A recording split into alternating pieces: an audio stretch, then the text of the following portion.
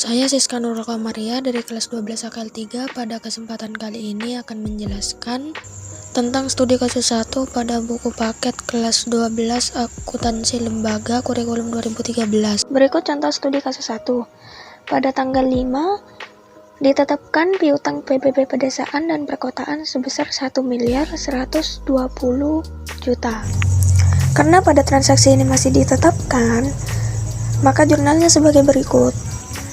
Piutang PBB pedesaan dan perkotaan didebit sebesar 1.120 juta dan pendapatan PBB pedesaan dan perkotaan LO dikredit sebesar 1.120 juta.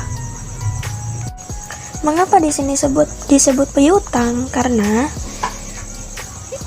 pada transaksi ini masih ditetapkan pendapatan, bukan langsung menerima.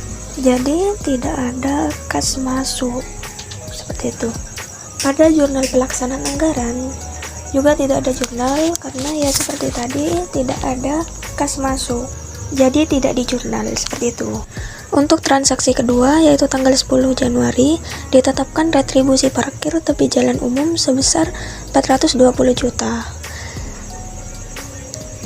Ini sama seperti yang pertama, sama-sama ditetapkan. Jadi jurnalnya piutang retribusi parkir tepi jalan umum sebesar 420 juta didebit dan pendapatan retribusi parkir tepi jalan umum 420 juta dikredit.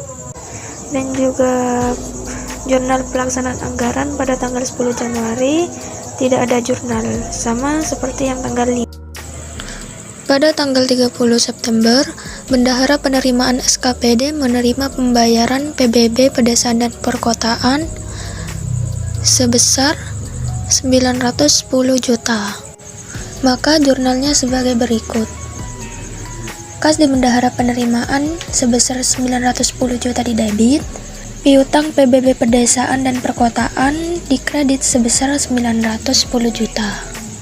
Dan pada jurnal pelaksanaan anggarannya perubahan sal didebit sebesar 910 juta dan pendapatan PBB pedesaan dan perkotaan LRA dikredit sebesar 910 juta. Dan selanjutnya pada tanggal 26 Oktober Bendahara Penerimaan SKPD menerima pembayaran retribusi parkir tepi jalan umum sebesar 252 juta. Dan untuk jurnal finansialnya, kas di Bendahara Penerimaan 252 juta didebit, piutang retribusi parkir tepi jalan umum 252 juta dikredit. Di sini alasan mengapa kas ada di debit karena terdapat kas bertambah dan piutang dikredit karena piutangnya berkurang karena terjadi penerimaan sebesar 252 juta. Dan untuk jurnal pelaksanaan anggarannya pada tanggal 26 sama seperti tanggal 30 September. Sama-sama perubahan sal, bedanya di sini pendapatan retribusi parkir tepi jalan umum sebesar 252 juta. Selanjutnya pada tanggal 31 Desember terdapat piutang PBB pedesaan yang tidak dapat tertagih sebesar 21 juta dan piutang retribusi parkir tepi jalan umum yang tidak dapat tertagih sebesar 8.400.000. Untuk jurnal finansialnya, beban penyisihan piutang pendapatan didebit dan penyisihan piutang pendapatan dikredit dengan jumlah 29.400.000.